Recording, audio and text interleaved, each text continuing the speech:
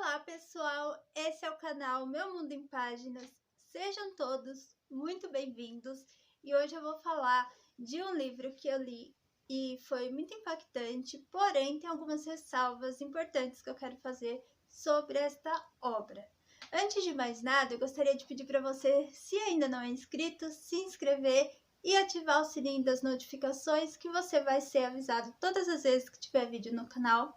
Curtir e comentar, porque isso ajuda o YouTube a entender que o vídeo é relevante e encaminhar para outras pessoas. Então você vai estar participando aí do crescimento deste canal e desde já eu agradeço muito a vocês. Então vamos conhecer o livro que eu vou falar. Esse livro tá bem famosinho, que é esse aqui, A Biblioteca da Meia-Noite. Acho que ele foi publicado ano passado, não lembro, ou foi esse ano, não tenho certeza. Mas ele tá bem famosinho aí, todo mundo tá lendo, amando, curtindo a experiência. E eu vou contar pra vocês o que eu achei desta obra.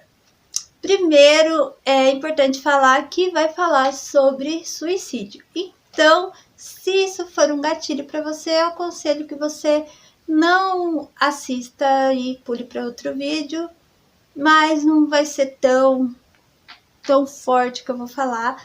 Mas é bom que você saiba que o livro aborda sobre esse assunto de suicídio. Bom, A Biblioteca da Meia-Noite, eu quero falar primeiro algumas coisas do livro. Lembra que na maioria dos meus vídeos eu vou falar sobre as texturas, que tem alguns livros que trazem algumas texturas nas capas, então isso já começa a despertar uma certa experiência entre o leitor e o livro. E aqui não é diferente, esse livro também tem textura, aqui no título, no nome do autor, e alguns livros aqui da página, eles brilham no escuro. Então, isso já é muito legal por si só nessa obra, porque ela já vai te aproximar, despertar sensações em você. Então, eu achei isso bacana. E eu gostaria de ressaltar que essa capa é muito bonita. Então, bora lá para a história.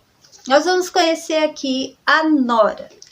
Bom, ela é uma jovem de 30 anos, mais ou menos. E ela tem aí algumas experiências ruins, alguns acontecimentos ruins na vida dela. E em determinado momento ela decide que é a hora dela tirar a vida dela, porque ela já não vê mais sentido na vida. Então aconteceram várias coisas, ela perdeu o emprego, o irmão dela não fala mais com ela, ela já não tem mais contato com os pais, tudo. Então ela meio que perde aí as perspectivas de vida, né? Então ela entende que é a hora dela se matar e tal.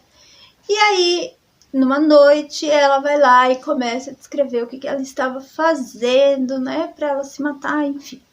O que acontece é que daí ela comete lá o que ela ia fazer e ela acorda numa biblioteca.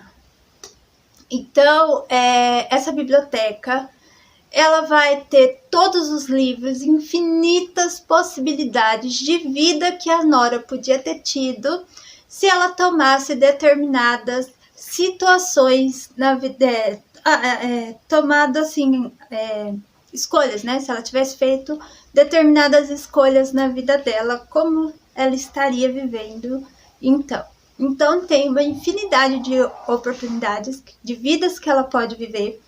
E a bibliotecária é a bibliotecária da escola dela, na época infantil dela. E aí ela reconhece a bibliotecária e a bibliotecária vai começar a contar para ela como que vai funcionar. Então a Nora vai até a estante, escolhe um livro e ela vai poder viver a história daquele livro. E aí a personagem vai ter lá as suas infinitas experiências de várias coisas que ela pode viver ali. E aí tem um livro em especial, que é um livro muito pesado, difícil para Nora pegar, que é o livro dos arrependimentos da Nora. Então, decisões que ela queria ter tomado e não tomou, enfim, ela se arrepende. E é importante que durante essas escolhas que ela faz, ela vai tendo, né, aquelas vidas, mas se não for a vida que ela quer ficar, que ela quer permanecer, ela pode voltar. Então ela volta, e esse livro dos arrependimentos, ela vai lendo entre uma vida e outra, para que ela possa lidar também com aquilo. Então, tipo, meio que como se ela pudesse se perdoar daqueles arrependimentos, vamos dizer assim, seria mais ou menos isso. Então a Nora vai tendo várias experiências. Ela pega um livro e em determinado momento ela é uma grande cantora de rock, inclusive cita o Rio de Janeiro e São Paulo. Ela vai fazer um show aqui e aí ela é muito famosa. O irmão dela tá morto nessa vida e aí ela não curte isso. Ela namorava um ator muito famoso e tal. Basicamente numa vida perfeita, mas como ela não tem mais o irmão já faleceu, ela não quer se ver naquela vida, então ela volta. Em outro momento, a Nora tá lá no Ártico, falei errado. Ela está no Ártico lá, sendo uma pesquisadora muito famosa, tal. E aí a Nora se depara com algumas situações que vão dando alguns choques de realidade para ela. Então, tipo, ela tem uma experiência de quase morte numa das vidas. Se ela morresse, estaria tudo acabado. E ela estava, dá a entender que ela, nesse momento, enquanto ela tá na biblioteca, ela tá entre a vida e a morte. Então, ela ainda não morreu, mas a qualquer momento ela pode morrer e aí ela não vai ter mais essa experiência, não vai poder escolher mais a vida dela, tal, enfim. Acontece várias situações e eu vou parar de contar a história por aqui, porque senão eu vou dar spoiler, né? E não é essa a intenção. Mas eu vou começar a contar quais foram as minhas impressões sobre o livro. Ele é um livro muito bom em si. Cita muitas coisas de filosofia, porque ela era professora de filosofia. Então é muito legal, porque tem alguns trechos muito bacanas, citando alguns filósofos legais e tudo mais. Porém, teve uma problemática, certo? Eu vou falar para vocês, porque eu vi outros vídeos desse livro e eu não vi ninguém falando sobre isso. Então eu vou falar o que foi que me despertou aqui. Há uma romantização do suicídio. Então isso precisa ficar muito pautado e muito claro que há sim uma romantização sobre o suicídio e a gente não pode deixar que isso passe, entende? Porque assim, a Nora ela acorda para a vida depois que ela comete o suicídio. Então, se a gente for falar sobre esse tema de forma ampla, não é todo mundo que tem uma segunda oportunidade na vida, quando a pessoa quer tirar a vida dela. A gente conhece, aumentou muito os casos de suicídio de 2020 para cá, e não tem idade, sabe? Tá sendo várias pessoas. Aqui na minha cidade, por exemplo, semana passada teve um rapaz que tirou a vida dele, então direto tá tendo esses casos. Então, esse tipo de livro meio que vai romantizar essa questão do suicídio. E isso é muito perigoso. Porque, assim, a Nora, ela teve uma segunda chance, mas isso não quer dizer que todo mundo vai ter uma segunda chance.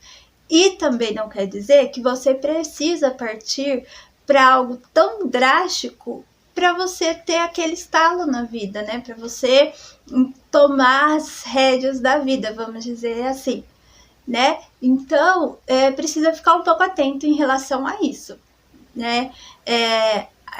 Se a gente pudesse saber quais decisões que a gente toma, a gente teria um certo tipo de vida, tal, seria muito lindo, maravilhoso, mas não é assim que as coisas funcionam. Nós que estamos no controle das coisas, sabe? Então, o que eu queria despertar vocês a entender é o seguinte: tire do livro aquilo que realmente vai fazer sentido para você na questão do que ela vai falar, de determinadas situações. E a gente tem que entender que nós estamos no controle das coisas, cabe a nós fazer com que o nosso cenário mude. Ninguém pode mudar por nós. Nós que temos que mudar o nosso cenário se o nosso cenário não está interessante.